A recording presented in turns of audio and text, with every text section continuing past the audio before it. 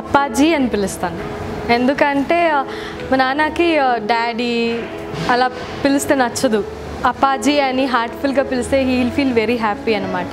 So Appaji అని పిలిస్తే ఆయనకి నచ్చుతుంది, అలా కాబట్టి నేను అప్పాజీ అని పిలుస్తాను. Every moment with my daddy is the sweetest moment.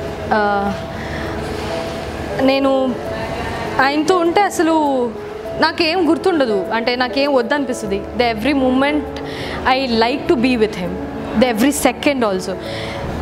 ఏంటంటే ఇప్పుడు మార్నింగ్ లేవగానే మేము ఎవరైనా చేస్తే దేవుడి దగ్గరికి వెళ్ళి దండం పెట్టుకుంటాం, కానీ నేను అలా కాదు.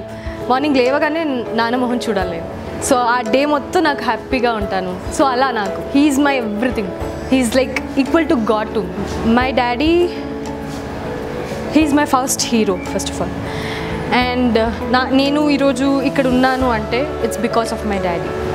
ఆయన లేకుండా అస్సలు నేను, మా ఫ్యామిలీకి ఇండస్ట్రీ అంటేనే కొంచెం భయం ఉంటుంది ఇక్కడ.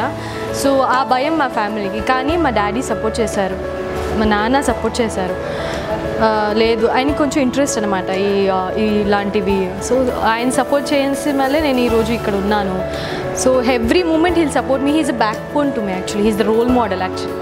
ప్రతి ఒక్కరికి రోల్ మోడల్ ఉంటారు, బ్యాక్ బోన్ ఉంటారు, కానీ నాకు మా నాన్ననే role model. He's backbone to me. I wish all the fathers a very happy Father's Day.